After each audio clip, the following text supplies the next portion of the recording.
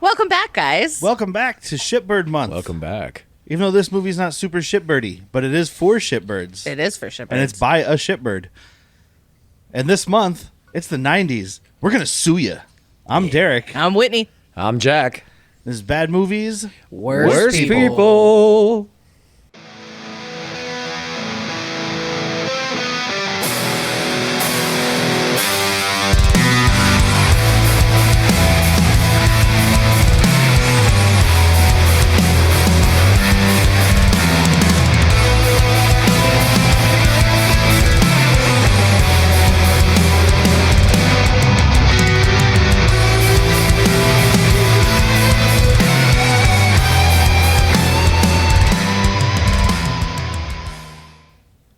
Hi. Usually. I haven't seen either of you in a long time. Has it been a long time? I think you brought me a coffee on Friday? Friday. I saw you All right. 20 minutes ago when I made you breakfast. Yeah. That's true. But you were in the bed forever. She doesn't recognize you without your headphones on. That's a different guy. Yes, we are back. And this is our Schlock Load episode for Shipbird Month. Yeah. This was supposed to... let me talk about it up front. We said we were going to be doing Hardball. And we did not do Hardball. Because Hulk Hogan passed away. And I already had this movie on the list. This is Suburban Commando from 1991. We just bumped it up for obvious reason. Yeah, Yes. so we bumped it up for the folks. And Where let can me people just watch say it? right up front, since I didn't say it last week, because I told people where they could watch Hardball. This is available on Hoopla, which is the library one, or one of the library streaming services. Or you can rent it on Amazon and Apple for about $4, or buy it for $10. It might be on YouTube. I don't know. Might be. I mean, it's $10 to buy, dude. Just send it. Yeah? We'll see. I think Jack just gave his recommendation. Do it, lady. No, it's just cheap. Oh, okay. It's a good music video. So this movie came out in It's no 1991. rated PG, directed by one Burt Kennedy, who basically just directed a bunch of westerns dating back Okay, to the 60s. that doesn't show. That's weird. This was the last thing he directed. It's a weird pedigree, though, to go from all, like, just westerns to this. Yeah. I feel like it was just like, well, here's a guy who will do it for cheap. There you go. So, Asked and answered. it might have been, I didn't find this information, but it could have possibly been like originally an Ivan Reitman thing, because it was also originally called Urban Commando. And I want you to guess who was playing our Mr. two T. leads. With Ivan Reitman, was it Bill Murray and I'm Ramis? guessing Ivan Reitman, but based on who the two leads are, because he's done movies with them before. Was it Danny DeVito and Arnold? Yes. Oh, I Yeah? missed the question. I just said Mr. T. 'cause she's- Yeah, it was originally supposed to be Danny DeVito and Arnold Schwarzenegger. Then they decided to make twins instead. And so the script was taken to Good New call. Line Cinema. Yeah. And so they decided to follow up their, quote, highly successful Hulk Hogan movie, No Holds Barred, by making this another Hulk Hogan movie. Look, I like trash movies, which means I like when Hulkster acts. That's not a good movie. 85% of that dialogue is grunting, and then the other, 15% is dookie. Well, I mean, that's not a good movie, and this is barely a movie. Like, I'm going to say up Yeah. front, I had fun, but this is just a series of scenes. You know what I appreciate about this movie, though? What is do you pacing. appreciate?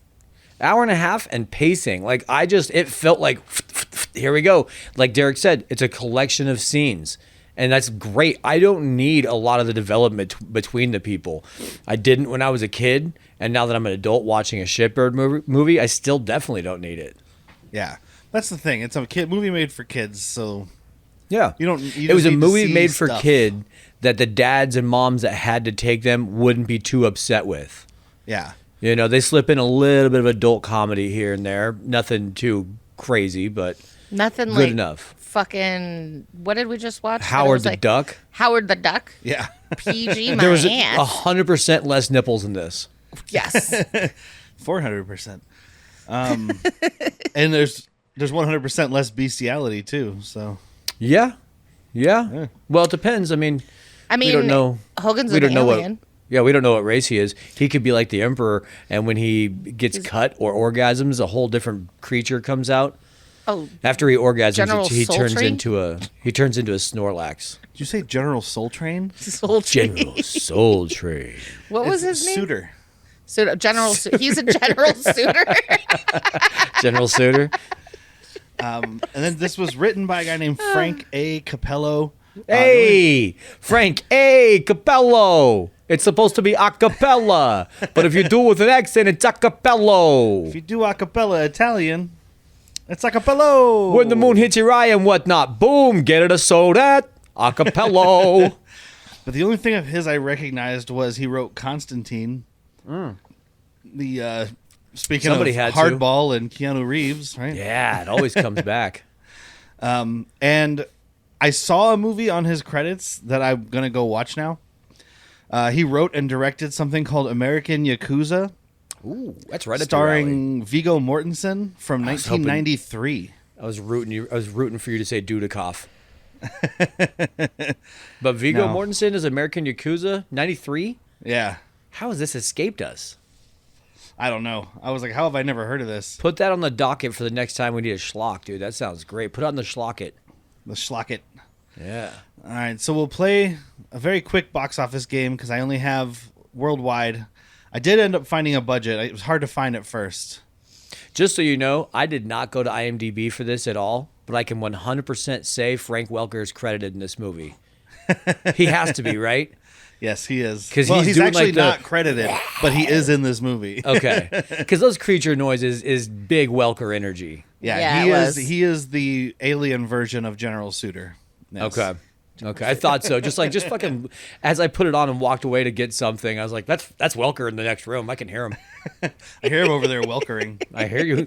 Oh, just a term. What were you doing? I was welkering a little bit. So did it cost 1.6 million to make? No fucking way.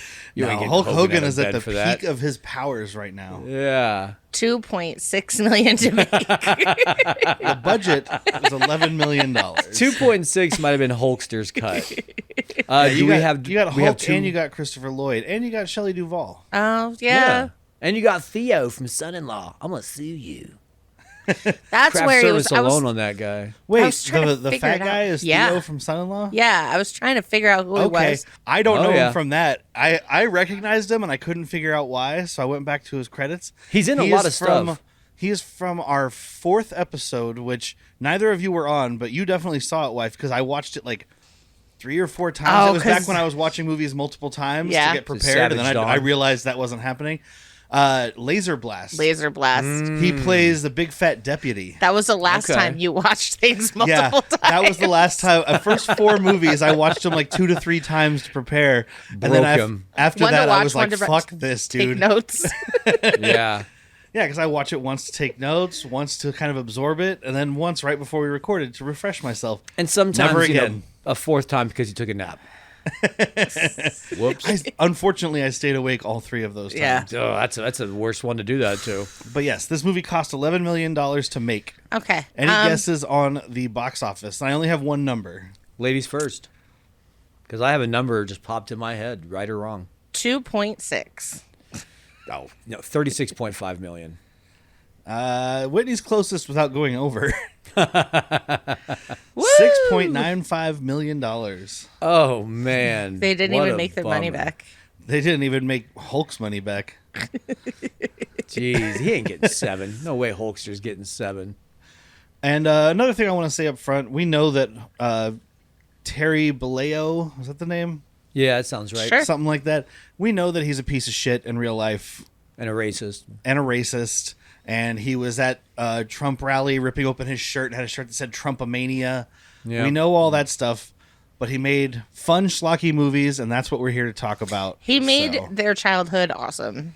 Yeah, he did. he we didn't know. kicked ass in the WCW. Because he had creative control, and he always kicked ass because he was in charge. So I was much more of a WWF guy. well, so was I. I watched WCW during the NWO era because Yeah. him and Kevin Nash and Scott Big Hall Papa made it very exciting to watch. Is that why you married a WZW? Yeah. Oh, nice. And then one thing I'm going to mention up front, because I didn't even take a note of this lady when we're going through all the little bits that Hogan is running around doing. And one of them, he talks to a lady at the fruit stand about ripe cantaloupes, and he squishes yeah. one. I had to write this down because I saw in the credits as they were rolling, because you better believe I let those credits roll to hear that song where Hulk Hogan was like singing in Hogan voice or whatever he was doing there. She's credited as woman at fruit stand, but she was played by someone. The woman's name is Sparkle. Just Sparkle. Love This her. little old lady. And she was born in 1915, and her name is Sparkle. Well, that's why she's in sitting down, because she's Sparkle no motion. Whitney said Sparkle Motion. I was like, no, she's too old for that anymore. She's just Sparkle now. She used to be Exactly. Sparkle motion, not anymore. She's been in a bunch of stuff I noticed, and it's always as like old lady. So she didn't start acting until she was old, I guess. Or they were just assholes. She was in Wedding Crashers, Northern Exposure, The Nanny, Becker, bunch of The show Northern Exposure? yeah. I loved Wait, that there was show. a movie of that? Not that doubt it. know of. I think she was just assuming that I knew about a movie. Yeah. Oh, okay. I but- liked Northern Exposure. Let's get into it, folks. Let's talk Suburban Commando. And yeah, our least shipbird movie of this month, I think. They're missing a shipbird in this picture. They don't even have the Yeah. daughter in this picture. Well, because she would been right at that codpiece's eye height. And you're like, we Well, can't she do gets that. one line. The son gets like 3, so she gets True. to be on the poster. There was another poster where she's there, but it was like regular poster size, and I was looking for one that takes up the whole screen. Right. She's there, and he's holding up a skateboard with the kid on it. Gotcha. I thought they were a bigger deal, like remembering back to the last year Me I watched too. this. I haven't seen this since I was a kid, and I remember the kids being like characters. I haven't seen this since I was kidding myself about it, not watching it. This was my first time, guys. Really? Yeah. So we'll have some good difference of opinions, because there is. I did grow up watching this, so there's definitely nostalgia that's going to affect one way or another where I go. Well, and as we were watching it, Whitney looked at me and was like, "You watched this as a kid, didn't you? A lot." Yep. I could see I was it. like, "What? You didn't?" No. It's a whole Wait till Hogan we movie. get to Mr. Nanny and I show you the fucking dog throwing in the canal extra. I did see Mr. Nanny when I was a kid. The very intro when he's riding a motorcycle through, I think it's like Miami or whatever. In the background is a guy in a blue shirt who hucks his dog into the water canal. It's wild. Why? I don't know. I didn't get to stop and ask him. I think it was captured. It was a real thing. It was just captured on video. Yeah. Like he was just like, he's walking out of his house like, you shit in my sandals for the last time. Away with you. Oh, Jesus. And nobody noticed until it went to VHS and everyone's like, that guy just throws dog in the canal? Fuck. So this movie opens with a straight up Star Wars space battle. You I- bet. It's the low angle with the ship coming in from the top and the lasers, and it's literally episode 4. Boom, boom, Just booms. cheaper. Yeah, a bunch of boom booms. And I looked over to Derek after this scene and I was like, so this isn't about a movie inside a movie? Nope. Yeah, because this beginning part is very, very cheesy. Yeah. With, like, you got the president guy who's being held hostage, and you got By General Emperor Suter, Zurg. Oh, General Suter. who's played by a guy named William Ball, who died. This was his last movie. He died before this actually came out. It came out on October man. 4th, and he died July 30th, 1991. This movie killed him. yeah, dude. July 30th? What's today? July 29th. Oh, almost got haunted. Almost. Well, I have nothing negative to say about him. He's a pretty good No, not at villain. all. He's doing what he's doing exactly what this character needs. He's not supposed to actually be scary. He's supposed to be a imposing Pompous? force. Yeah, megalomaniac. Yeah, pompous for sure. Or Yeah. like, what does he I say? love the line because he's like, I'm not going to have the galaxy get my people surrender to a egotistical madman, butcher, misogynist. Whoa. I'm not egotistical. I'm not egotistical. Everything else you said, spot What do you say? on. He's like maybe confident, but not Yeah. whatever, something like Sure, that. sure. I pour milk, then cereal. Yeah, I do the fucking paper towel with the roll going backwards. You bet. That's just the kind of person I am, but I'm not egotistical. You're insane. Insane. I guess if you put the milk in first, your cereal doesn't get soggy. Don't you identify with those people.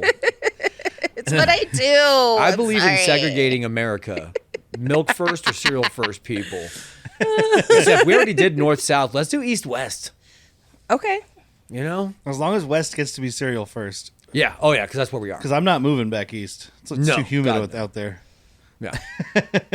So all you people that go cereal first, come on over. And we meet Shep Ramsey, played by Shep. Terry Hulk Hogan Bollea. Who will be referred to as probably Hulk Hogan the rest of this episode. Yeah. I mean, I have Shep written in my notes because I try to write down the characters' names now, but I'm just going to say Hulk Hogan. Yeah. I mean, it's good to know he's related to Gordon Ramsay. You hear that, brother? You're a fucking donkey. He's Ramsey with an E. Gordon is Ramsey with an A. Well, Ramsey with an A changed it when they came to this galaxy. Oh, when they yeah. were on planet Ellis, they had to change it because they were like, I don't know. We don't want you to look like one of those aliens that's over there fighting General Suter. They're trouble. And they Why does changed it talk like this? and they changed his name. Yeah, I can't wait to get to there. Changed his name, just became an asshole.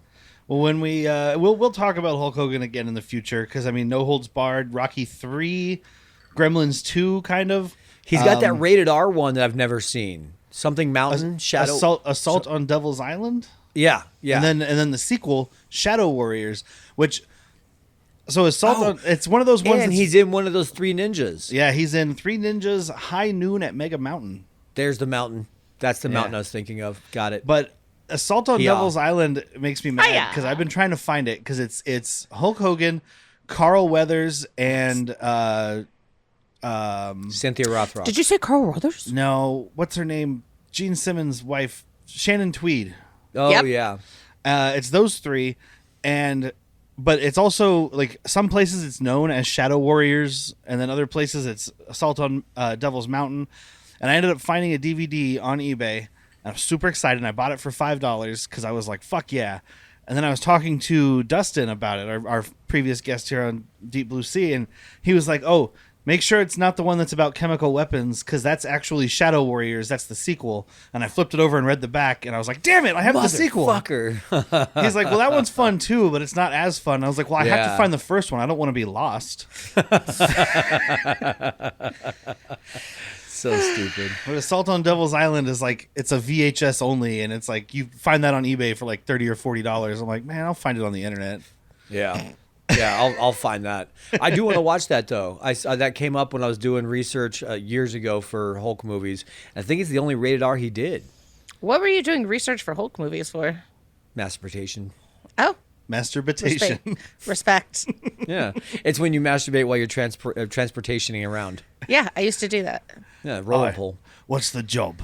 I'm a masturbator. How many dicks is it? Oi, how big is that penis? If you say 6 inches, it better not be 6 1/4. I'm the transporter. I keep extra clothes in my glove compartment for when jizz gets on them. This tie is actually covered in a kind of little covering that can just wipe it right off. Give me the Windex. I'm the masturbator. Try it. Jizz on my tie. I'll prove it. Oh, sorry. That was a different tie. Now that stays. I don't know why it looks like my parents fighting. Talk about your Rorschach. Rorschach test. It's your Rorschach test. All right, I need you to jizz on this wall and then tell me what you see. Why is it every time we do a children's movie, jizz or penises or circumcisions comes up? I think Every it's just our fucking day-to-day time. conversation. It just stands out more when we're doing children's movies because, like, shouldn't be You're not talking wrong. about that. You're not wrong. Someone's going to tune in and be like, these people are talking about my childhood, Suburban Commando. Like, what is this masturbating tie thing going on? Well, dude, Suburban Commando is just what you call it when you fuck a rich chick without a condom, right? Like, isn't that just what it's gonna... We're going Suburban Commando tonight.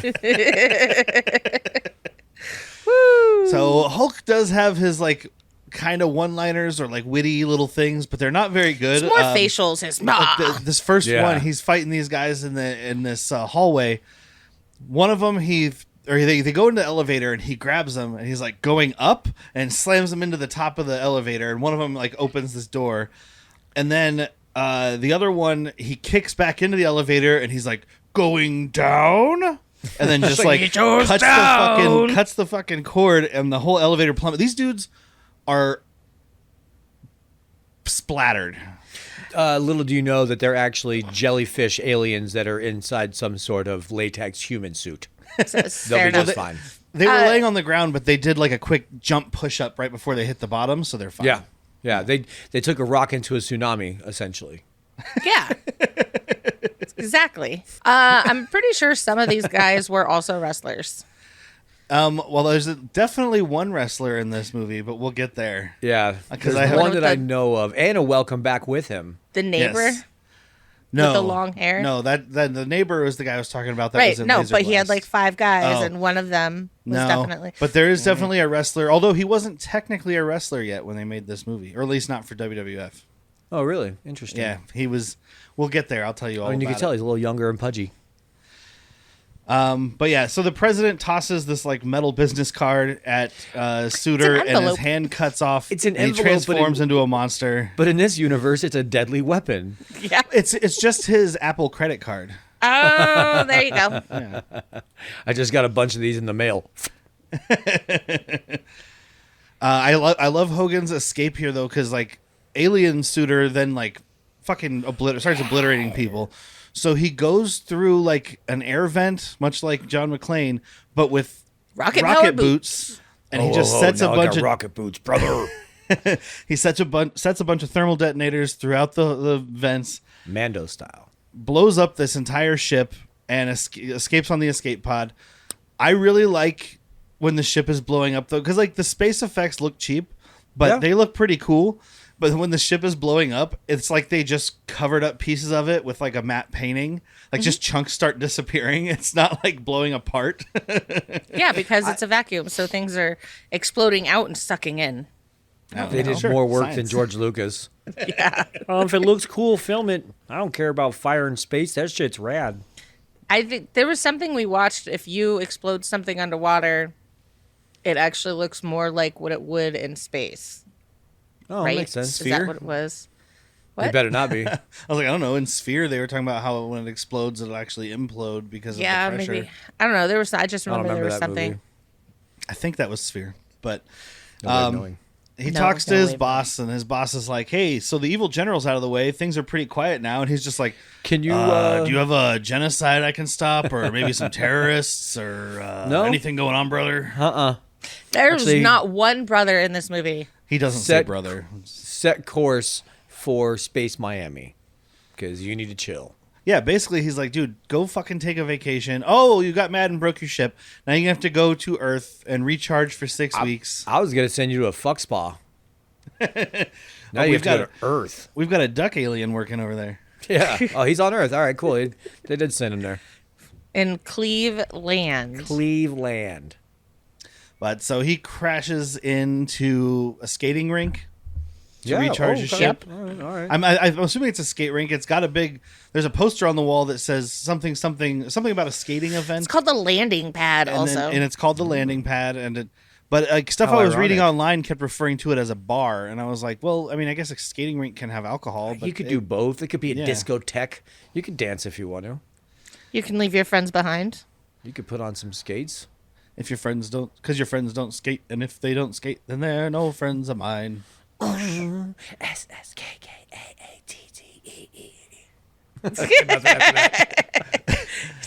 Do the skatey dance.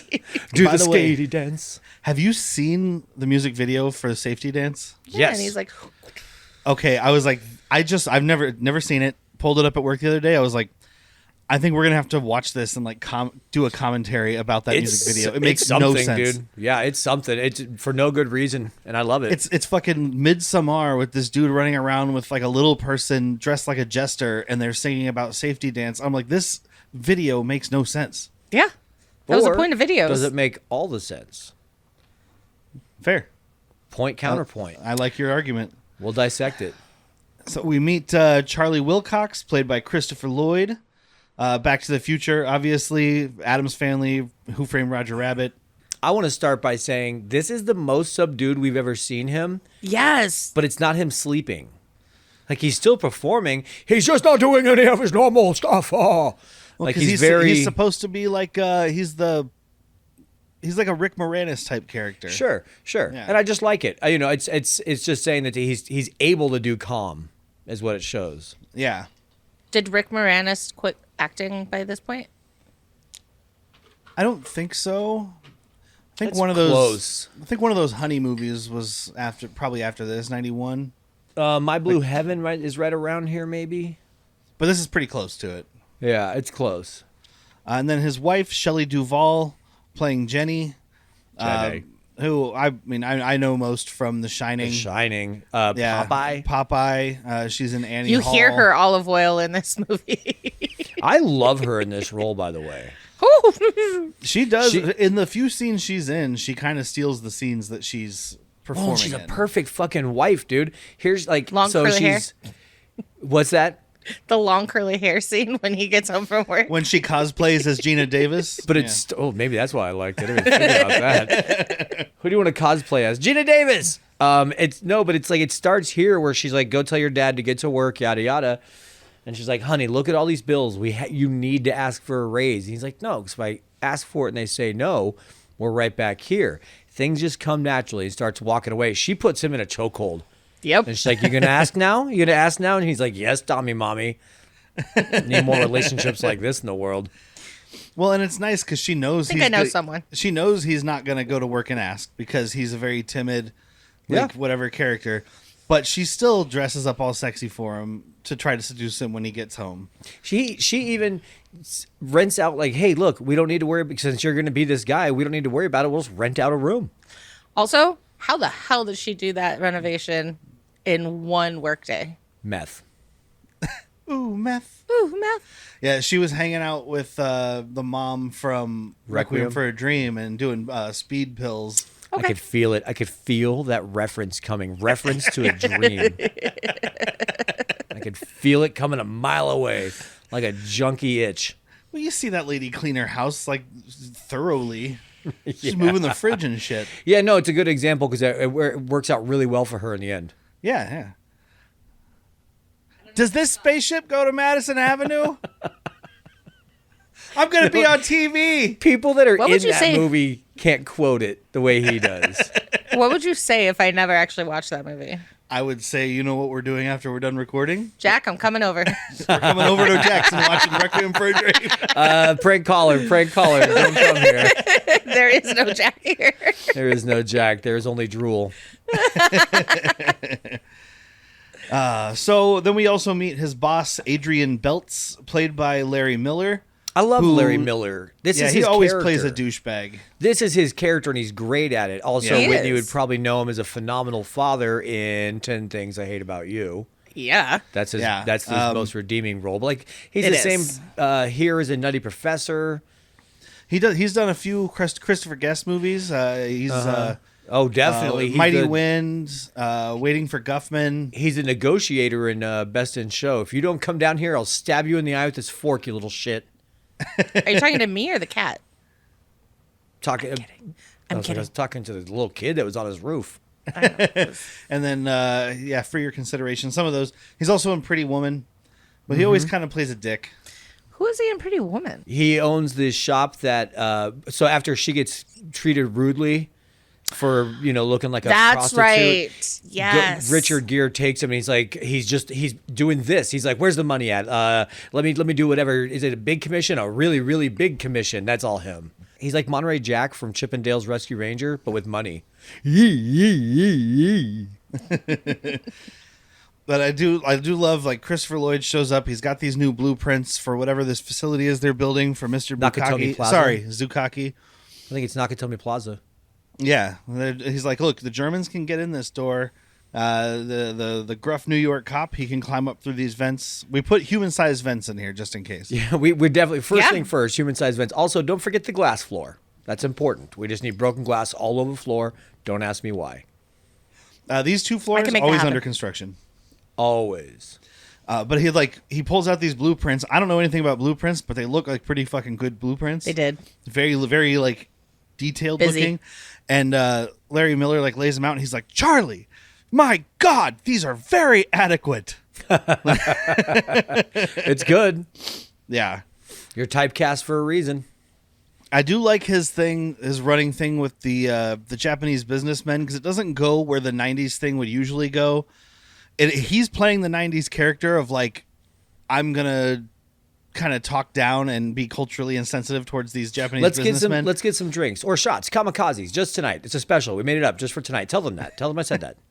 But like, they're always talking shit, and that's the part I enjoy. Like when he comes up and he's like, he comes to the door and they're there, and he's like, "Oh, hey, what's going on?" Blah blah, whatever he says, and the guy, Mr. Zukaki, says, "I'm gonna hate this guy," and the translator's like, "He says he's very impressed with your knowledge of our culture," and he just looks at the translator and he's like, "Coward." You bitch. So Yeah. he can understand English but doesn't speak it. Yeah, It's lower. it's also, I mean, it's a power move. It is a power move. Absolutely. Like, I know everything this guy is saying. That but way he could has to have a translator to talk to me. Don't tell the translator, but I'm going to fuck this guy over. Hey guys, I don't want to sound needy here. I'm needy. But we have a Patreon at patreon.com/worstpeople. Mm-hmm. And I know times are hard right now. Real hard for me. Inflation's up. Oh. You can't afford your groceries. Can't eat. We're not begging. I'm begging. We're not pleading. I'm pleading. We're not down on our knees. Oh boy, I mean- my knees hurt. They've been on so long. But we do kind of need the money. I need the money bad. We need new equipment. New equipment. We need to do remote podcasts for all of you. I wouldn't mind eating. We need to have video. I wouldn't mind eating. We need more drinks. Food sounds good. So please check out patreon.com/worstpeople. Please check us out. You get a bonus episode every month, and we're going to have more content coming for you. I'll send you pictures. Thank you guys. Thank you so much. Please give me more. Patreon.com/worstpeople. I'm being held hostage here. If I don't pay my way out of here, they're going to kill me. So we get the montage of, the first of many montages of Hulk Hogan walking down the street. This is the majority of the movie, is him just walking down the street, interacting with people. Yeah, people usually going like, oh my. One guy has a broom. He's like, get out of here. You go get. Well, Yeah, like the first one. The guy, yeah, he's like, when he's like screaming at him, he's like, "Are you a deliverer?" And I was like, is this a religious thing, or is he talking about like a delivery man? It has to be some religious zealot thing, dude. I'm not a Scientologist, but I doubt this guy is too. He doesn't look like the right tax bracket for Scientology. You are correct, sir. I did read a funny thing. It actually made me laugh a little bit from IMDb trivia. It's really pointless, but the woman at the soda machine, where he like punches the soda machine and all the change comes out. She ended up being like one of the main villains on that show, The Secret World of Alex Mack, the Nickelodeon show. I remember that. She's in like 39 episodes of that, and she's like one of the big bads, I believe, is what I had read. That's funny. Which is just funny because she's just like, I can't get my soda. Spot on. I didn't know we were going to have impersonations in this movie. Give me my money She was back. also in an episode of Seinfeld. But my favorite part of this one is when he sees this dog in this hot car with the windows rolled up. And Whitney immediately was like, "Oh, that poor dog." And I just kind of laughed. I was like, "Oh, just wait." Yeah, she doesn't even know it's coming. Derek has a chance to do it to Whitney this time. The dude is sitting over there like eating his lunch, and he's like, "Shut the fuck up, Ralph." And Hogan walks over to him, and then we have hard cut to the dog sitting there eating the guy's food, and the guy is in the car chained up, and he's like, Naked. Ralph, please come help me." It's good. It's the best that was going to go because you're like, all right, he's going to bust the window open, right? He's going to let the dog out. That's cool. Nope, much better. Definitely. I like that world. And we see more of Charlie's kind of pathetic life. He comes home from work. His gearhead neighbor here, that guy Dennis Berkeley we were talking about from Laser Blast. Apparently he's in Sidekicks also, but the character's name was Hank, and I couldn't figure out who that was. I think he's one of the thugs in all the flashbacks. Or the, not flashbacks, like the movie fantasies. Cutaways. Yeah. I think. He's also in Tin Cup as a character named Earl, but I've never seen that, and you had, so I figured that would help. Oh, yeah, we should probably do that in February because it's filmed in Tucson. Yeah. All right. Is it about golf? Kinda. All right. Speaking of golf, we Got watched Kevin Happy Costner. Gilmore 2. It's got Rene Russo. You what? I said, speaking of golf, we watched Happy Gilmore 2. How was that? I was stoned out of my gourd. Never around me. And it was awesome. It was easily one of the worst movies I've ever seen in my life. He wasn't high. You I'm have to going be with high to him. see it. I went into it in a good mood, so I figured Yeah. I'd at least chuckle. It was just basically a nod to the first one and like rest in peace to all the people that have passed away. A nod with the first one would have been great if they didn't show half of the first movie during this movie. Yeah, and he wanted to that's- watch the first movie first, and I said, "Don't." That's how I felt when I watched the trailer. I was like, oh, so you're just going to give me the same shtick. It's even worse because, like, right before the punchline of whatever flashback joke they're giving you, they show the joke from the first movie, then cut back to the punchline. And it's like, well, you just killed any... At least I could have been like, oh, that's the thing from the movie. Now they're like, no, it is the thing from the movie. Yep. Although it is my favorite Letterboxd review I've ever written. Oh, Ooh. Yeah. Tell me if you guys recognize this speech. I changed some words. What it I was just the best watched... of times. It was Billy, the worst of no, times. it's Billy Madison. He's doing Billy Madison. He already knows.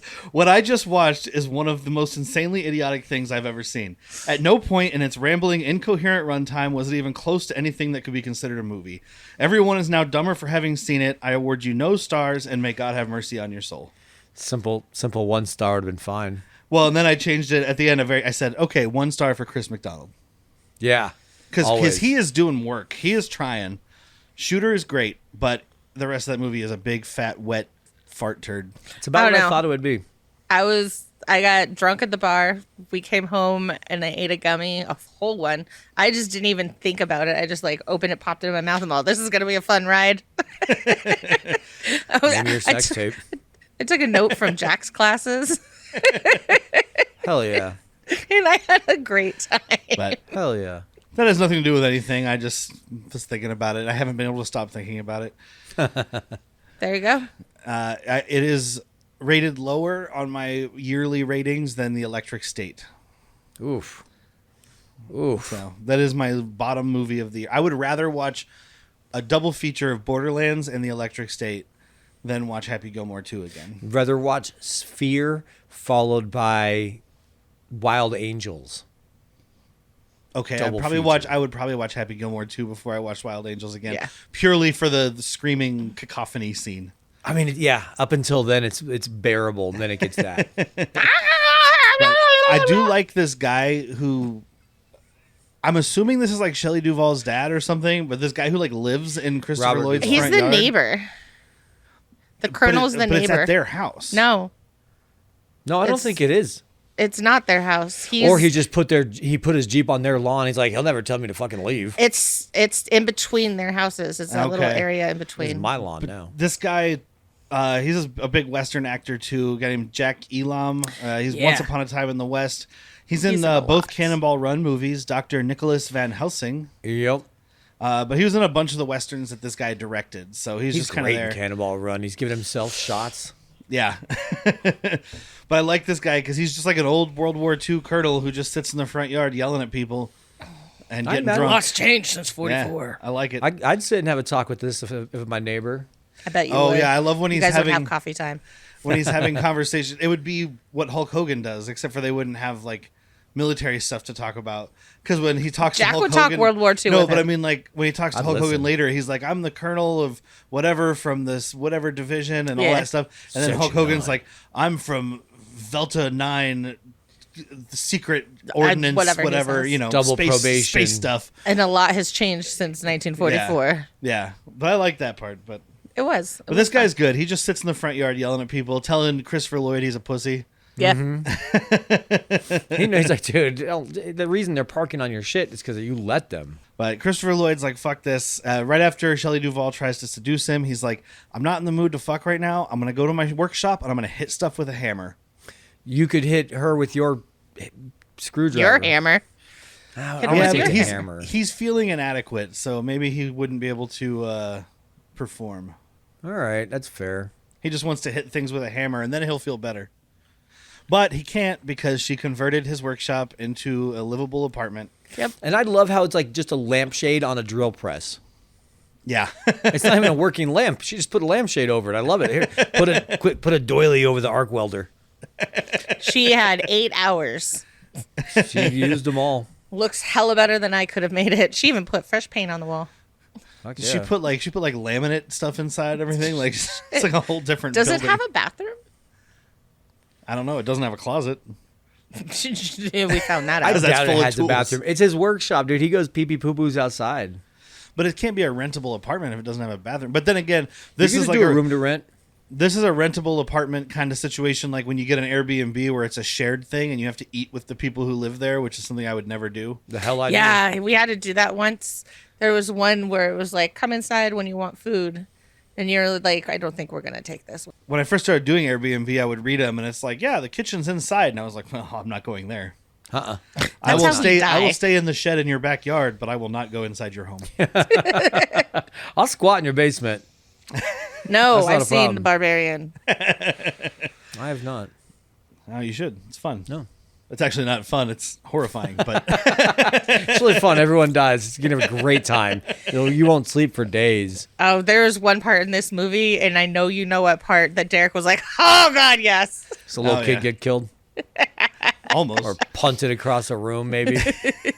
But speaking of little Oh, no, kids this being movie. abused, Hogan shows up, rents the apartment, and I like this thing. They're getting ready for dinner, and he walks in just holding the two kids up by the scruff of their neck. These He's yours? Are these yours? I found these little alien species running around the house. I don't But have the a good kids are- Hogan. Who should we do for Hogan? Brother! You just grumble and say brother every time you talk. Are these yours, brother? I had too much pork, brother. Oh, fuck. I had too much pork. Widen your eyes, brother. I'm going to go hit something with a hammer. Maybe your wife. Oh. She wants it. It's for research wants it. reasons. Oh, yeah. She's all about This Hulk is where Hogan. we get her olive oil coming out. When she's like, oh, get the door. That's just her being moist. Well, I like that she's still wearing her lingerie from trying to seduce Charlie Yep. when Hulk comes to the door. So she just holds the wig in front of her. I'm like, you're still wearing lingerie. She's like, Yeah, yeah, it's I just covered. got all this on. I'm not going to take it off right now. I actually don't even know how to get. I don't know how to get it off. It's supposed to get ripped off. I need help because there's a lot of it's laced up the back. It's a whole thing. I had to get my son to help me tie it. It was weird. Eh. So I scarred my child for this. Hope you're happy. But Charlie She had World War II veteran fucking tie her up. Oh no, he would have tied her up in a very different way. This reminds me. Never mind. It's like trench warfare. I like to lay some warfare in your trenches. This reminds me of Saigon. Different war, but I'm sure he was there too. Probably. He spent some time in Saigon. But Charlie, Christopher Lloyd, is suspicious of Hulk Hogan for whatever reason. I guess it's because when he's like, "You're not from here, are you?" He's like, "No, France, brother." I'm from France, like just like those coneheads. Yes, France. We come from France. Oh my God, that's right. Yeah, it's the early '90s. Where are you from? France. And every American laughs like, "Oh, the French are weird." I mean, they're not wrong. No, they're not. They But we're eat not much snails. better. He starts peeping on Hogan out there in his little apartment, and he's following him around. He does find his alien gun that he hides underneath his bed. You know, he's looking around to see where the guy is that he hired to wipe his ass, because there's no way Hulk and his steroids can wipe his own ass. I wipe just my no own way. ass. I don't, brother.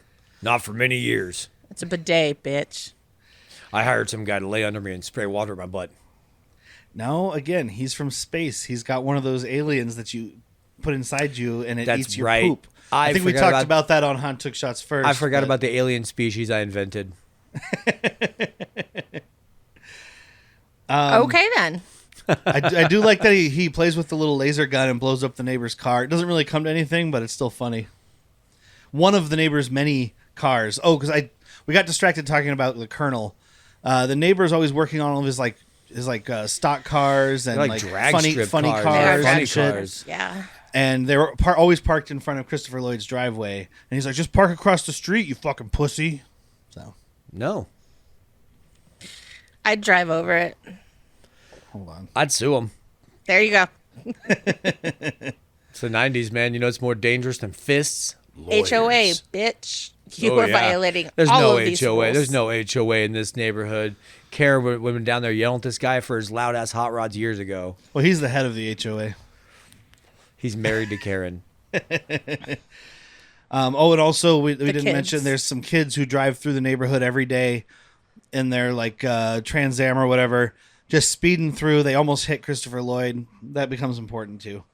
He seems used to it. He's fine. He knows exactly what time of the day. He's like, oh, 5:15. Got to jump out of the way. We meet the alien goons, the bounty hunters, who are going to be hunting Mr. Hogan throughout this movie. We got to Apparently, welcome back. their names are Knuckles and Hutch. Who's who? So Knuckles is on the left there. Okay, That's the Anthony welcome back. Longo. Tony Longo, yeah, Anthony Tony Longo, Longo. who was in House Guest. He'll be Yeah. back because he's in Last Boy Scout and Brandon Angels in Lee's the Rapid Outfield. Fire. So he's in a bunch of stuff. And then on the right, Woo! I didn't say anything last night. I was waiting to see if Whitney would recognize him. Do you know who that is on the right? No. That's the Undertaker, baby. Is that really? That is Wow. Mr. He's just Undertaker. a little baby virgin. Can you see it now? Yeah, not really. I mean, it's just Look at he's his a face. chubby face. He hadn't started roiding up yet. I mean, you can see it in the face, especially. Look at that right picture. Look at the one all the way to the right, and then cut back quick. Oops, wrong one. Oh, great. Yeah, I think it's the hair that's fucking me over. But I read that Vince McMahon, because I guess after No Holds Barred, they had tried to make Tiny Zeus Lister a wrestler Yeah. to do like a tie-in with the movie because the movie was fairly successful. That didn't really last. So he was trying to do the same thing with this. So they introduced The Undertaker as a villain against Hulk Hogan in this movie. And then his debut in the WWF was right before this movie came out. So they were And trying I to do a loved- tie-in thing. Loved The Undertaker. My stepdad loved The Undertaker. Probably my Undertaker favorite rules. wrestler. And he had the greatest hype man ever do with Paul Bearer. Oh. Paul Bearer was awesome. We're gonna bury you. That's how Paul You're going to Bearer have talked. to earn this victory. I don't know if he ever did that, but he had an earn, so he should have said something about earning a victory. Your brother Kane is gonna fuck you up, Undertaker. You shouldn't have betrayed me. And when I set your brother on you, I sounded just like this. Good times. Blink, Great blink, times. blink. I'm gonna make her start watching WWF No. from the 90s. Patreon. .com/worst people. So he's Hutch. Anyway, we meet them. They picked up the signal from the alien gun, so now they have a general idea of at least what side of the universe to start checking. We have another montage of Hulk Hogan not understanding how the world works. Shelley Duvall is watching some daytime talk show that says "Scream for Help." It's Roz from Night Court. Is it? Oh, Yeah. fuck yeah. She's Marsha in this. Yeah. Marsha is something. Marsha. But like Hulk Hogan comes in to like save her, and she's like, "No, it's just the TV." And then the mailman comes and throws mail in the slot, and he Well, he grabs thought that they were guy. going to cut his hands off. He saw what that letter did earlier. He's like, oh my God, brother, here comes this guy with a whole bunch of letters. Those are all really dangerous. And then as he's outside, when the mailman's walking away, the paperboy comes by and hits him with the newspaper, and he's like, "Bullseye, mister." All right, look, this kid has it coming. Yeah. Yeah. Shelley Duvall walks away, and he fucking hucks this newspaper at this kid, knocks him into a bush. It's a good time. Because Shelley Duvall's like, no, he's just calm down. He's just a paper boy. Calm down. That paper boy hit me in the nuts and yelled bullseye. Fuck that kid. And then we have the other kids on skateboards. Yeah, the skateboard punk kids. Hulk Hogan doesn't know how to skateboard. He falls Oh. over. It's very silly. But he takes this kid's skateboard and hucks it into space. Yep. My mom could do better than that. Well, tell your mom to buy you a new skateboard, shithead. You just lost this one. It's like teenage Clark Kent there in Superman with the football that he just kicks into space. I kind of wanted to be a callback to Flubber, our episode, not the movie, where it's the little kid on an airplane and a fucking skateboard just goes flying by. It's like, I can't escape anything. I mean, we do get a callback later on because that's Oh, part yeah. of how they find Earth as they're going through and they see the skateboard spinning through space. It's like- and they like track the origin. Like, let's follow its trajectory. Oh, that's fuck where it was came that? from. Only Shep Gordon Ramsay could have thrown a skateboard that hard. Christopher Lloyd comes home from work. The neighbors are blocking it again. So Hulk Hogan moves the car. This is when the guy gets in his face and he's like, "You don't want to fuck with us, dude. You don't want to know what we're gonna do." Let me guess. You're going to make me watch Sphere and Wild Angels and rip the flesh out of off my bones, put toothpicks in my eyelids. No, it's the 90s. We're going to sue you. We're gonna sue you. What? Hulk Hogan's so disappointed. This is a 90s joke if I ever heard one. There's another one coming up. They're like later, I think, is as bad. Or bad is not necessarily the right word. As 90s? As 90s, thank you. Yeah, because there's a lawyer one in here somewhere too, right? There's one that might not be, it might be the same joke, but it's not lawyer. Oh, investment banker. Yeah. Yep. Yeah, I knew it was same thing. Same They joke, work different for the profession. they work for the nastiest scum in the entire galaxy. Investment bankers? Maker? No, worse, bounty hunters. Bounty hunters just trying to make a living, dude. Oh, and then the speeding kids come through the neighborhood again, almost hit Mark, who's the son, and then he's out of this movie. Because he actually did get hit. They just couldn't show it. And Hulk Hogan chases this car, flips it over, and he's about to like tear this dude asunder. Oh, he's gonna put his fist through his skull. And Christopher Lloyd stops him, but he just to show how strong Hulk Hogan is, he spins this car like a top. Yep. I like down. it. It's fun. It's all so stupid, but it's just funny, silly shit that makes me laugh. Yeah. So It's wacky, it's goofy, it's zany, and it's got muscles. I do like too when he's just apparently out for a jog and stops this purse snatcher, like because you see the guy running away with the purse, and then there's the shadows of Hulk grabbing him and throwing him, and he comes back over and gives the lady his purse, but he doesn't quit, or her purse. He doesn't quit jogging in place, and he's like, "Have a great night, ma'am." Yeah. Just goes off like, Got to keep that heart rate up. just out for my midnight jog. Mm-hmm. And then one of my favorite bits of these like montages is the talking car alarm. Because like, he gets close to this car and it's like, you're too close, buddy. Back the fuck up. And he rips it out and it's like, no, my mistake. Stand as close as you want. Let's talk about this, please. Actually, you can have the car. Yeah, take the car. I like the running gag of the mime.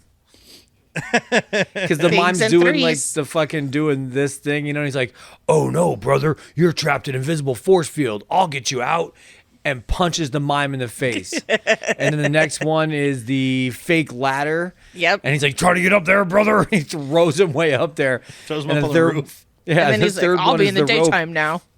And finally, he's like, "Just take the rope. It's just a gag, dude. All right, look, just leave me alone."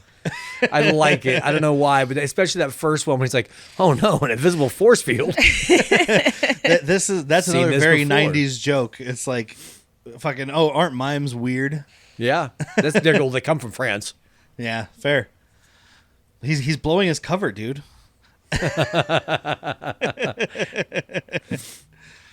And we do get, speaking of the 90s, when the car alarm gets ripped out, I forgot, he's stomping on it, and it's like, help, I've fallen, and I can't get up. 90s. That was fun. I did It's like 10 that. o'clock. Do you know your car alarm is? Should be in my car. I also like him helping this kid play a video game. Like, the kid's like, no, you can't, you have to shoot, or he's like, shoot proton missiles at the dragon. He's like, I no, can't, dragons I'm in absorb hyperspace. proton missiles. I thought that was only the Zardonians. These are Whatever they are. Try hitting your exhaust ports. They're all spins. We'll do this. It's never over, brother. I got you. And he plays the game so hard that it breaks the machine. And it even puts out a little white flag of surrender. Like, Yeah. this is when it's just like, this is a cartoon. Just so you know. Which I think this got added once it wasn't Arnold and Danny. Yeah. Yeah. That would have been a little bit more serious. Like, it would have been a goofy comedy, but it would have been a little bit more serious. We wouldn't have had the white flag. I don't know. I say that, then I think about Batman and Robin. Yeah. You can make Arnold do whatever with the right amount of money. Yeah. Yeah, but this movie cost $11 million. Arnold got paid $14 million more than that for Batman and Robin. Fuck yeah. You could have made 2.25 of these movies for how much Arnold got paid to And do would have Batman lost and so Robin. much money. But he goes to check out his ship over at the skate rink, and Charlie has followed him. When he leaves, Christopher Lloyd goes up and he starts looking through the spaceship, and he finds all of his gear. He's got Turns on one of the guns. the Iron Man arm thing that's like a muscle amplifier, the X-ray binoculars, Yeah. The cricket. all that jazz. The noisy cricket Tiny, gun. yeah, noisy cricket. And he notices a damsel in distress, so he goes to save her, much like Howard the Duck. Yep. Let the woman go. A duck's got its limits, man. And he takes out these two dudes, but he drops the noisy cricket One of these gun. dudes I've been seeing all over the place. He's from Pee-wee's Big Adventure. He's one of the bikers. I say we tattoo him and then we kill him. That guy. And the smaller of the two? The tall, thinner one. Yeah, that's what I mean. Like the skinnier guy. Yeah. And then I recently saw him in El Diablo Western with Anthony Edwards and Lou Gossett Jr. I haven't seen that. Read the blurb. Oh, yeah. Hey, if you're a member of our Patreon, you get to read our newsletter where we talk about movies we've been watching that aren't show-related. Yeah. So you can see what Jack thought of that movie. Are. Sometimes it's research. Well, yeah, but they aren't for the podcast when you watched it. Right, correct. After he loses the noisy cricket, we get more Hogan on the streets. This summer on Spike TV, Hogan on the streets, devil in the sheets. Oh my! I had too much pork. Oh my!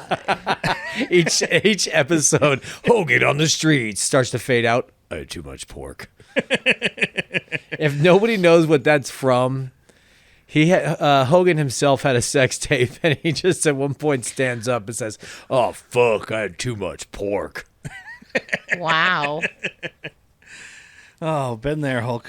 It's much harder to find, though. It's been pretty well scrubbed from the interwebs. It's findable, just not for somebody of my limited technology capacity. Well, now that he's passed, I'm sure it'll start popping up again. People will be like, ooh. That's not how boners work. I'm pretty sure you can be well hung when you're hanged. But does that mean it's hard? Yeah, well hung means. Hey, Alexa, does your dick get hard when someone gets you hanged? It's been known to happen enough that they named it. It's true. All right. If you ask her that, she goes, "Beaner," and doesn't answer the question. It just sends my information to some data center. Got another prevert here. Just another prevert. But he comes across this little girl who's crying because her cat is trapped in a tree. Guess what? That cat can get right the fuck out. It's a cat. This little cat girl is played very early in her career by one Elizabeth Moss, who she was Peggy Olson on Mad Men. But the reason I bring it up is because I knew Whitney would know her. She is the titular handmaid from Handmaid's Tale. She's like the main chick. That's why I remember the name. June? Mm-hmm. Yeah. Is she's so that means that she's also in Next Goal Wins. Maybe. If that's the same chick. She's like the cover of Handmaid's Tale? Yeah. Yeah. Yeah, she's the ex-wife. Oh, yeah. I saw a thing that said it was Elizabeth Moss early in her career, and I was like, that doesn't help me. And I Googled Elizabeth Moss and saw her, and I was like, oh, Whitney watched all that. That does help me. Yeah. But this is one of her first things. She's like, my cat's in the tree. So he bends the branch down, and the girl goes, "That's not my cat." So he just lets it go, and this fucking cat just goes flying. Well, right after the skateboard.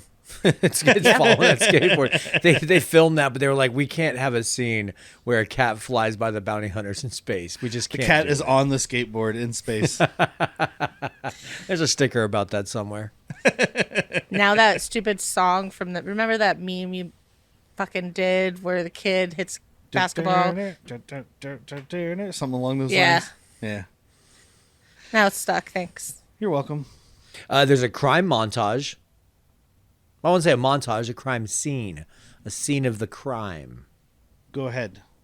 My notes get a little weird here. I think I stopped taking notes. What do you mean? I don't know. It just says back to ship, spots bounty hunters, to office. So I mean, Christopher Lloyd does save the chick. She's horny, by the way. She's like, anything you want. Anything. And he's like, his fucking like little codpiece activates like it's basically like an electronic down boy. Because justice is its own reward. I don't need sex. Gotta go. Oh, so the stuff on his arms is like a muscle amplifier. Do you think that thing's amplifying his dong? And he's like, I gotta get out of here. Yeah, I gotta go home to my wife. I gotta do more than just hit things with a hammer tonight. Yeah. It's a dongle fire. I am the hammer. Oh, I know what. So yeah, he goes back to his office. Hulk Hogan goes there, and he's like, first of all, he talks to this assistant lady. Welcome and back. She's like, is she? Isn't this the chick? Unless it just looks like her. It looks like the chick. She's in Scrooged. She's in all the Lethal Weapons. She was, if it's the same girl, she was in Firebirds as Tommy Lee Jones' wife. Do you know who I'm talking about? Yeah, I know who you're talking about. I don't think that's her. I'm not Okay. 100% sure. I didn't. Okay. Because I didn't really get her name. I think they say it once and I missed it. Yeah. I think it's like Martha or something like that. Martha. Well, easy way to figure Why'd it you out. say that? Go ahead. But I like she's like talking shit to him. She's like, he's in a meeting and he can't be bothered. So go take a seat, sir. And he gets in her face and she just stands up and she's like, take a fucking seat. But then looks up and down like, oh my. And then he comes back with the fucking seat. Yeah, she's like very funny. Sorry, I'm from France. I don't understand what you're talking about. There you go. Warburton. Told me to take a seat. I took a seat. Where do you want me to take it? You want me to take it out in the town? Want me to take your seat? I could take my own seat, thank you. But they come out of the meeting and the boss there is telling Christopher Lloyd like, hey, I need more blueprints by tonight or whatever. And he's like, but. And he goes, but. Wait, you're a motorcycle now? I love that, dude. Very funny. Are you a fucking motor car? Get out of here. I need those fucking things yesterday, see? But Hulk Hogan gets in his face and he's like, where's my N210 analyzer something? Yep. It's the Frosty gun. Yep. The Frosty Cricket. The Frosty Cricket. That's perfect. Yeah, which they go off to find. I love. They go down to the car and they're driving around looking for this thing, and then suddenly Hulk Hogan pulls out this. He pulls out the PKE meter from Ghostbusters. Yep. And it's literally the reused prop from Ghostbusters. And he's like, why it's we a like this tracking movie. device. It's a tracking device. And Christopher Lloyd's like, why didn't we use that at the beginning? And he's like, you didn't ask. He straight up tells him, shut up, because I think that was the writers. Like, yeah. Why didn't we use it in the first place? Shut up. That's what So it was like, it was like the writers like, all right, well, now he takes out a tracker. Why didn't he use that earlier? Shut up. Ooh, that's good. Put that in. Oh, what I'm thinking of when he said you didn't ask, he's like, so he's talking about the bounty hunters being able to track the power source and stuff. Yeah. And Christopher I Lloyd's like, didn't but I know. didn't know. And he's like, well, you didn't bother asking, did you? Yeah, you don't just go putting on another man's fucking robotic codpiece, dude. Nope. It's the kind of shit you get taught in school. Yeah, that's how you get space crabs. But they do track the gun down to this bank that's currently being robbed. Security guards and all the people in there are frozen. And I like the way they did it. They didn't go full like Batman and Robin where they're like in a this was block of ice. beautiful. It's just a bunch of people covered in like fucking fire Dust. extinguisher stuff. Yeah. And they're just having to pretend like they're frozen. But it kind of adds to it because you can see the people kind of shaking a little bit and they look a little bit more terrified because they're not just dummies in ice. They're actually people standing there looking like they were getting robbed. Well, I think the Chris stuffed Chris dogs. O'Donnell was busy, or they would have had just dummies in ice. The stuffed dogs that lady is holding, though, the face is all like smushed. Oh, that's just because it's a pug. But yeah, the robbers are still there, and it's the two goons from the night before that were assaulting the chick. So they have I guess you could call it a fight. It's with Hulk a Hogan. fun back and forth. Oh, I meant between each other, because like the taller, the skinnier one's like putting money in there. He's like, no skimming off the top. And he's like, well, it's my plan. He's like, I found the gun. I'm the one that figured out how to use it, and I'm the one that wants it back, brother. And then yeah, not a fight.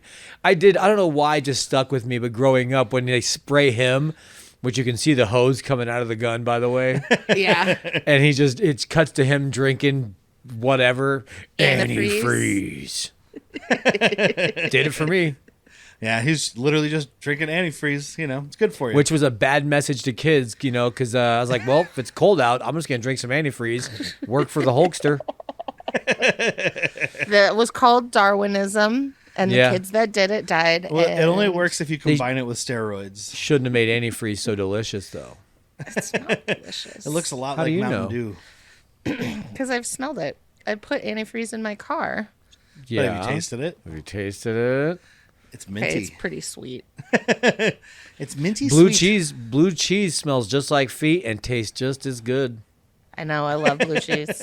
I love feet.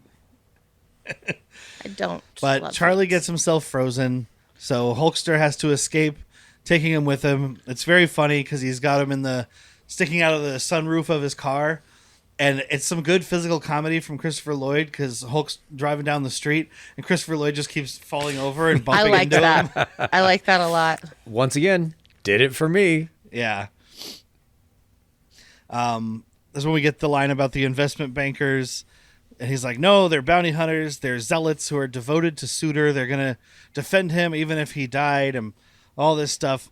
First of all, that's not how bounty hunters work. That's called loyal subjects. Yep. Well, they were. I think he's saying they were hired because somebody hired them. So maybe the people who hired them are the zealots. Oh, gotcha. But yeah, this joke is like, it is the lawyer joke. It's like, we don't want to do that same old lawyer joke. What about investment bankers? Bingo. There we go. That's the one. Either way, it's anti-Semitic. Hey, ask my divorce lawyer. Investment bankers were huge in the 90s, weren't they? I mean, they still are now. Yeah. Fair enough, now they're just called crypto boys. I don't think we hate lawyers as much in the 2025s. No. Now we really love suing. The 90s, we hated lawyers. But he tries to repair his ship so he can get out of there and get the bounty hunters away from Earth. It fails, so he's like, well, we're going to have to stay and fight. And Christopher Lloyd's like, we? Good luck with that. Is there a turd in your pocket? You're talking about you and your giant set of balls? Is that who's going to fight? He's like, well, you got involved in this. And he's like, well, how the fuck was I supposed to know you were an alien Rambo? Yeah. And he says that. I love it. I can appreciate that Whitney's doing hair changes instead of wardrobe. It's my hair. Ooh, third act of the movie. I do like Christopher Lee. Dude, terrifying. Different we have to stay movie. and fight. Okay. Oh, no. I have to fight next to Christopher Lee. That's not what it sounds like when you stab a man. Hulk. Yeah, I was gonna say, he's going to tell me what it's like, what it sounds like when you stab a Nazi in the back with a knife. He knows exactly what it sounds like. But Christopher Lloyd is like, Jesus Christ, I was frozen today. Can I just have a day off? I was frozen. And he's like, basically, he's like, look, I'm just going to go and fight them. I'm probably going to die, but then they'll leave you guys alone. And Christopher Lloyd's like, is there any other way we can do this? And he's like, if you can tell me where to get 40 pounds of simian crystals. Did you say simian crystals? We didn't mention, but the Larry Miller has a bunch of awards in his office, and they're pure, uncut, untarnished simian crystals. They're virgin-esque. It looks like they're cut if you're making awards out of them. I dare say they didn't come out of the ground this way. I meant uncut as in circumcised. Like tainted. Untainted. There you go. Oh, you can't tell tainted. me. Larry Miller teabagged each one of these. They're heavily tainted. Trust me. He goes in taint first. They've been inside of him, each and every one of them. Everybody is below him. So he's just going to teabag everybody's award before he gives it to him. Then he goes home at night just thinking, my balls are on that. And it's They're on their rubbing it mantle. on their face. I don't know. Kissing it. What do you do with your awards? Don't you? Well, I've never gotten one. Oh, sad. Hey, I've gotten a participation trophy, and guess what? It didn't make me feel any better. So. I've never had Did I a ever tell you my participation theory trophy. on this country's first participation trophies? Civil War monuments, dude. Yeah. All of my trophies were from like bowling because I was on a league All of my trophies are from other kids. and I was awesome. I stole them because they were Beat awesome. him up. Beat him up and took him. Beat them up good. I see your karate trophy. If I punch you and take it, does that mean it's my karate trophy? It turns out that I'm better than number one. Whatever that means. I'm like karate's bad boy, Mike Barnes. Woo! So they go back to the office. There's a big party going on for the Japanese guys that are there. They go to find the crystals because they're not in the office, and they use the X-ray binoculars and find them up in the It's gonna bring the bounty die-hard hunters. floors that are being under construction. They're finished. That's it. They're done. This is it. I do like Larry Miller trying to stall him, and he's like, all right, because he's full of shit. You know, he's waiting for, he's waiting for Christopher Lloyd to get there and do the job of Larry Miller. Yeah. But he's like, all right, look, these are called floors. I'm going to fight you the whole way on this. These are floors, and we need these. You might think we don't, but I'm gonna go tooth and nail. We need these floors. One man's floor is another man's ceiling. See, how do we tell them apart? Walls. I'm thinking walls. Groundbreaking. Innovative. And when he's before he gets to the part where he's trying to delay them, when he's just showing them his trophies and he's waiting for Christopher Lloyd to come up, he's like, they're in the uncompleted floors of the building, and he's like, "This is exactly what your building's gonna look like." Just kidding. Just kidding. Maybe. It's just that nervous mouth diarrhea, verbal diarrhea. There we go. But even more so because he just wants credit for everybody else's work. So it's like, you're just a sham. I mouth diarrhea, but I don't steal work from other people. I just mouth diarrhea. But they take the crystals. The hunters show up. There's this really funny thing where Hulk grabs a piece of rebar and tries to hit him. It's Knuckles. Tony Longo takes it and bends it. Undertaker takes it and unbends it. And then Hulk takes it, and it's the picture I used earlier, bends it into a bunny rabbit with a big dick. It's funny. I know that's supposed to be a leg, but it looks like a dick. It's a giant upside down penis and balls. He's like, that's the look on Undertaker's face right there. He's like, how do you get the Franks on top, or the beans on top of the Frank? How'd you get the beans above the Frank, man? How'd you get the beans above the Frank? Yeah, because we do get the one talking, and it's just a little kid's voice. He's like, "We're gonna get you." So growing up, I remembered it being a higher pitch, funnier voice. It is just a little kid. You're a dead man, Ramsey. Yeah. I thought it was more like, you're a dead man, Ramsey. No, yeah, it's just a little kid's voice, and he's like, no wonder you guys don't talk. Man, that Frank Welker is good. Yeah. But he knocks Tony Longo down through the floor to the bottom floor, or to the next floor down, and then uses Could be the other somebody guy else's uses ceiling. his rocket boots and Hulkster. Oh, with a one-liner.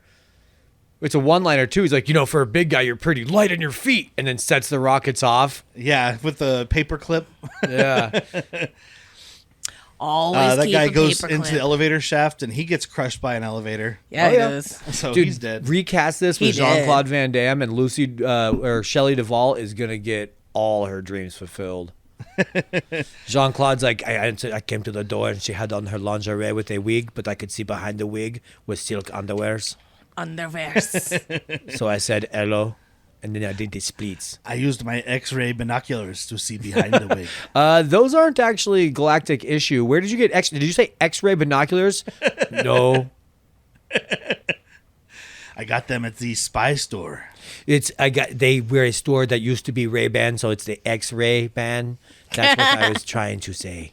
But Tony Longo comes up, and they have another little fight. And I love the they're on like a cart, and he grabs onto a pole, and the rocket boots go off, and so it's like this rocket merry-go-round. Yep. And then he goes flying through the wall, much like the end of Nothing But Trouble.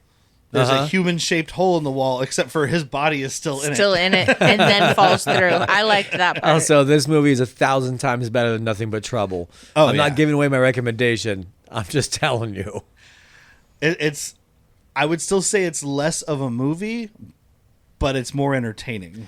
And a lot less vomit-inducing. Like, I it's almost lost it on Nothing But Trouble. Story-wise, there's like next to no story here, which is why we've just been rambling. Yeah. Which is why we did 10 minutes on Jason Statham as the masturbator.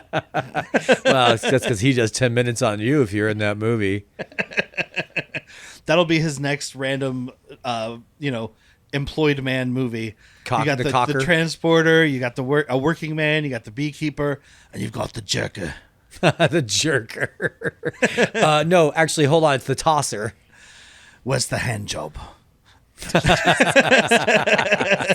got a job for you. A hand job for you. The spit. You ever been jerked off to death? Well, you're about to. It was 2 minutes, 5 minutes ago. When are you going to come? I'm done. 2 minutes, Charlie. So Hurry, Tommy, before the Germans get here. So Christopher, I can't even think of names anymore. He's got Christopher sausage Lloyd. on the brain. Christopher Lloyd goes back to the house to check for any more traceable devices.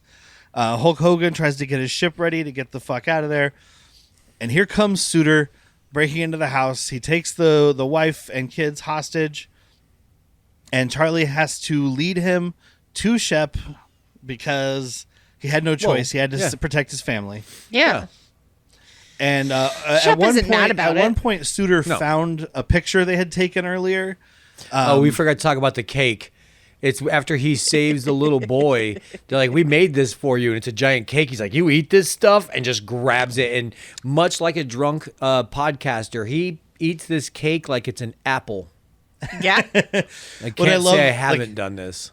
I love that they took this picture. It's in their kitchen with curtains and wallpaper and all that stuff. But the picture that's hanging on the wall that Suter finds, completely white background.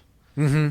And he takes the picture, and then here when he confronts Hulk Hogan, he's like, "Oh, you care for these creatures," and he pulls out the picture, completely different picture. I didn't even notice. I was even looking Hulk at the is picture. standing behind them in the picture that he shows. Well, this is one of those magical Harry Potter frames, man, where it's always changing. He's been there for almost 6 weeks now, guys, and he's taken Has a it been picture 6 every weeks? dinner. Well, that's what the boss said. It'll take 6 weeks to recharge your battery enough to get Felt out like of there. this was just one crazy 2 nights.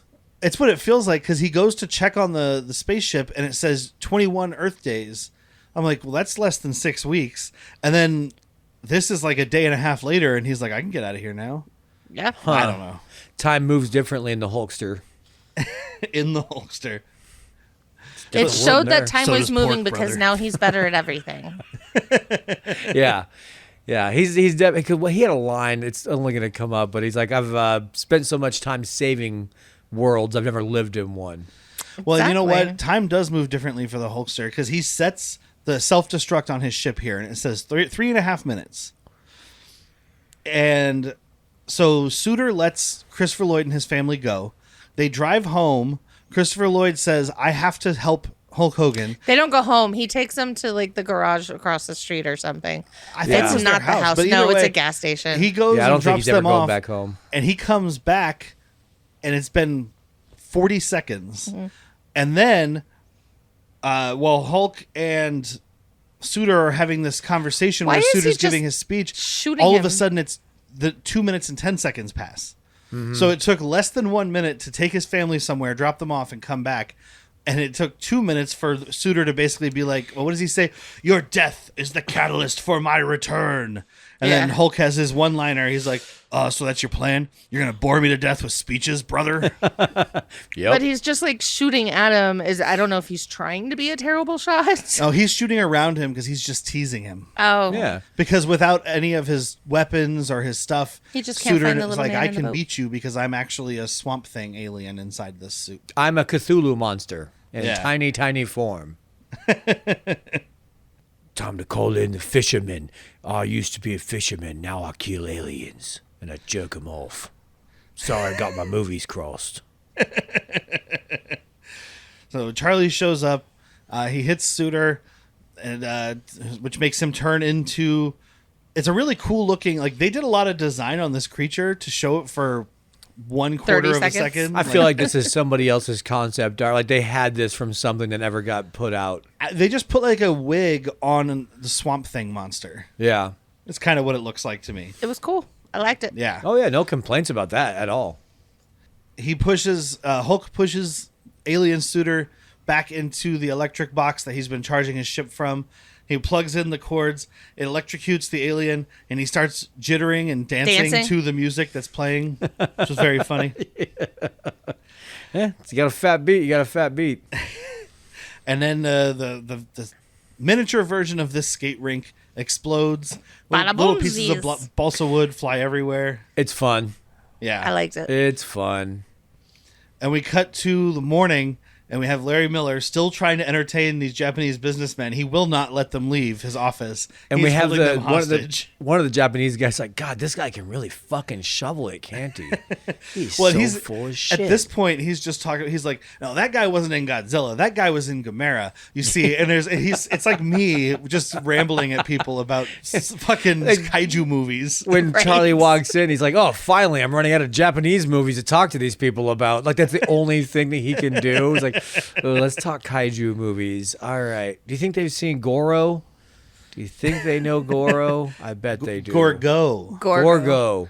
Goro is from See, Mortal Kombat. I don't even know Goro. I did a movie about that. About Gorgo. Now that one. God, why would you get that on 4K? Why wouldn't you? Because I don't want to see it again. All right. Well, that's how we watched it. We watched it on my 4K. Didn't want to see it the first time. I was mad after I saw it. It came with my Vinegar Syndrome subscription. It's fine. I'll come with your Vinegar Syndrome next time. Vinegar Stroke subscription. I bet you will. But yeah, so Charlie quits. It's all the wrap-up stuff. Hulk Hogan does some skateboard tricks to impress the children, including doing a handstand. It gets a good line, too, because he's like, tell your mom to keep practicing. Yeah, because the kid keeps saying, my mom could do that, you know. Yeah. The cat girl is back, and he pulls the branch down, and she starts your yelling. Fucking cat? She's like, that's a bad kitty. And she reaches out, and like he lets go of the branch, and this little girl gets flung. I was laughing. Of course you will. Why wouldn't you? This little kid is flying through the air. It is hilarious. I mean, it's obviously just like a sack dummy, with like it's a wig on it, but it's still very funny. It's not even like a dummy. It's just like a sack of potatoes with a wig on it. You just described my childhood. That's what I called my father. A sack of potatoes with a wig on it. Say hello there, a father. sack of potatoes with a wig. He's not just my father. He's my best spud.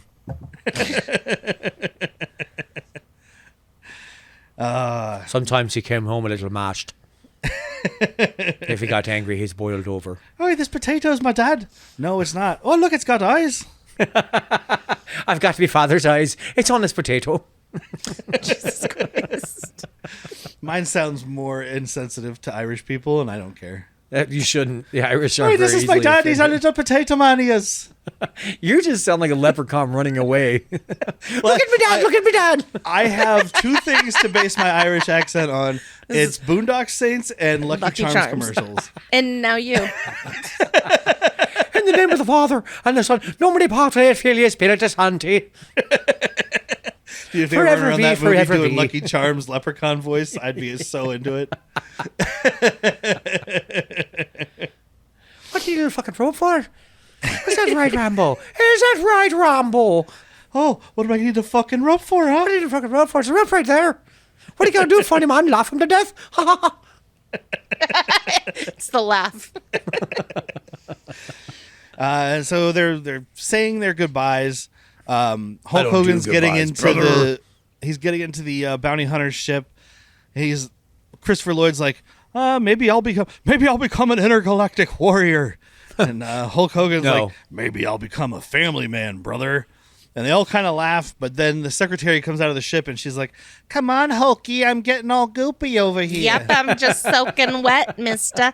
It's for research purposes only. I mean, it's kind of what she says, because she goes, let's go, E.T., it's time to blast off. And you know, that's what she's talking about. Yeah. So they do say their goodbyes, and he zips off into space, and that's the end of the movie. No, it's not. And there's There's this stupidest fucking scene. I hate this scene.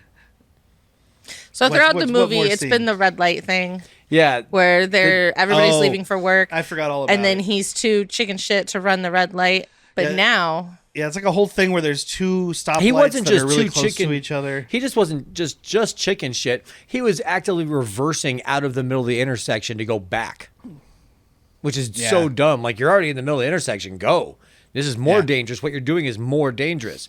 But turns out Hulkster left him a pistol, or he stole one, a laser blaster, because he turns around and like he beats everybody for whatever reason. Now the rest of society stops and he keeps going, but he turns, he laser blasts the lights. And he's like, "Come on, you just ruined everybody else's day, though." Because now the people trying that's to go literally what Derek said. east west, they fuck started everybody driving. else. They started driving through the intersection. I was like, and then the fucking semi with a bunch of logs on the back comes through from Final Destination and takes all these people out.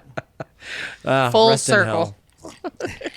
Now that's the end of the movie, and we have a song with Hulk Hogan doing like interstitial dialogue throughout it. Like, it's like someone singing, and he's just like, "Yeah, brother, all right." It's Hulkster. a nice place to live. I Yeah. wouldn't want to visit. Yeah, it's so dumb. It's great. Fucking great. Top notch. So we'll do recommendations. We'll start with the person who's never seen this movie. Honestly, I didn't hate it, guys. It was campy enough for me, not overly.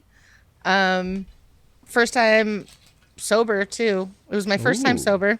First time ever? sober. First ever. Do not recommend. Like no alcohol, no marijuanas. I still had fun. I enjoyed myself. I recommend it. I think you should watch it, especially if you were old enough in the 90s to have seen it, because then it's look at this nostalgia. Oh, look at the 90s. It was a fucking Christopher wild Lloyd time. is a leprechaun. Oh, look at the 90s. Oh, I tried. No, it was more of Derek's. Yours was great. It was more of Derek's like, oh, look at the 90s there.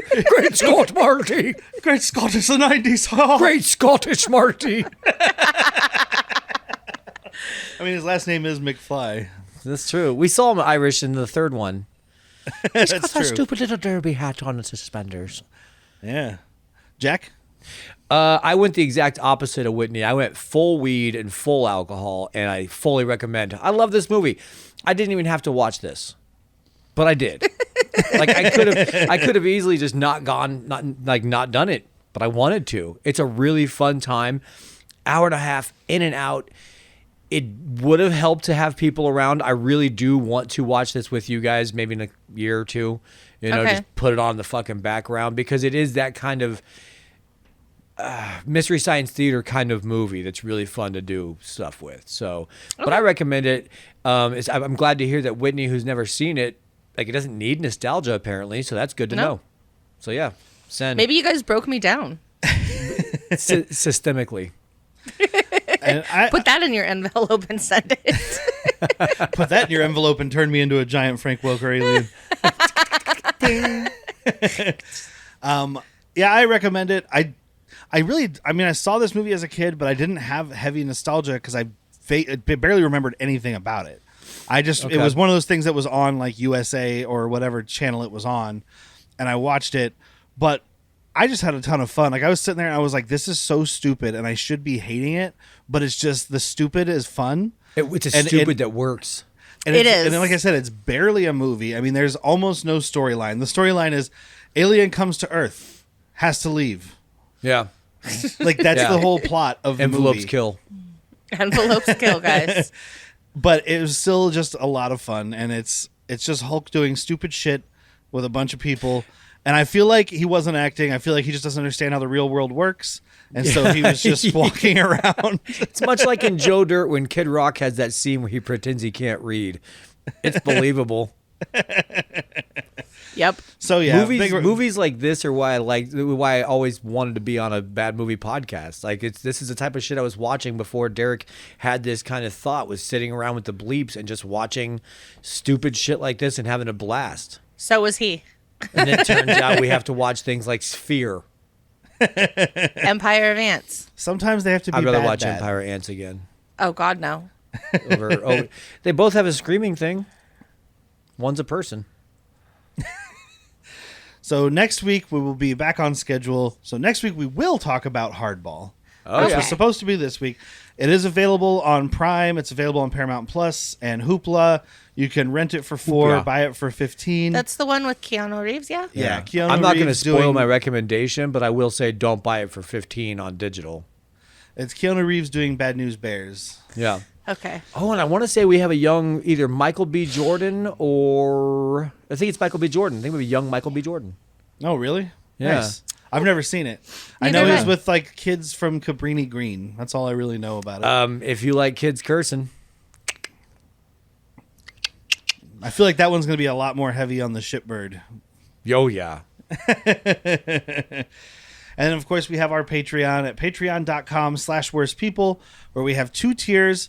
You have the $3 tier called Fight the Ninja, where you get our monthly newsletter. You get episodes of Han Took Shots First, ad-free and early. You get access to archived episodes. And I also just recently started adding some short films that I'd made in college and high school. We're going to You'll be get a putting them kick up out on of those there. guys. They're very fun Fuck little stupid yeah. things. And then you get your mental health episode, which is a good movie we talk about every month, or a movie that we love. They usually tend to be movies that also failed. Like almost historically. But this month we will be talking about Hook. Mr. Steven Spielberg, Robin Williams, Dustin Hoffman. Oh! Rufio, Dante Bosco. people eating buttercream, things like that. Julia It Roberts. said that's not available for free right now anywhere, but you can rent it for $4, buy it for $15 digitally. It's gotta and be on Disney Plus. It's right? not. And you can. I don't think it's a Disney movie, is it? I don't know. I kind of assumed it was going to be on Disney Plus. That's why I just scheduled it. And then when I looked it up, I was like, oh, all right. Yeah. Well, we own it, so. But after we talked about it last time and Whitney asked, is it available physically anywhere? I found it on Amazon for $18 on 4K. I now own it on 4K. It's also on Blu-ray for like $9. So if you really want to own it, you don't want to spend the 15 for digital or the 18 for Blu-ray or for 4K, $9 on Blu-ray, man. There you go. And then at the $5 level, which I can't remember what I called it, but has something to do with Cop Rock. The $5 level, we have Latchkey Vids that'll be available for you, where we talk about forgotten or never Under the known Gun. television shows from the 90s. Under the Gun. That's what it's called. Under the Gun. Under the Gun. And currently, we are still talking about Cop Rock. This month, we will be talking about episode 8, Pots Don't Fail Me Now. And we have not watched this one yet, so we have no idea what it's about. I know it's going to be a banger. Obviously, Potts is involved, who is he's LaRusso's partner, ex-partner that ratted They him got out. No, they're still divorced. married. No, they got divorced. They're just Still married. They're separated. separated. It's a trial separation. They're separated then- because of a trial. And you also get, at the $5 level, ad-free episodes. So you could be listening to this episode completely ad-free. So you should do that. This episode and all episodes since we started doing videos, so starting earlier this year. Yeah. They're all up there, ad-free. So go check that out. And go check out our merch shop at shop.badmoviesworstpeople.com. We have a bunch of cool merch. I'm always trying to work on new stuff. We have stuff for Han Took Shots First. We have stuff for this. And of course, I'm going to have to thank Evasion for providing our opening and closing music. Those Always. guys rock. They helped us out with that for free. So until next week, I've been Derek. I'm Twiffany. I'm Jack. Tell your mom to practice. That works.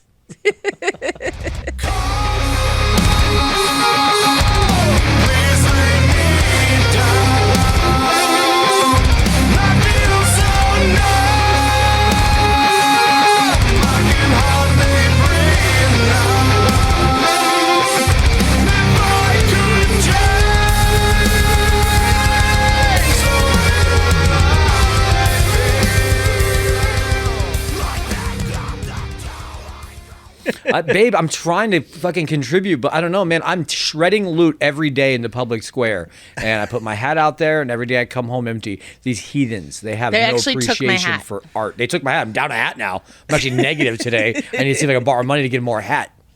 Get There we more go. hat. To get a more hat. God, this loot player's an idiot. He spent all his time on loot lessons. He didn't speak English.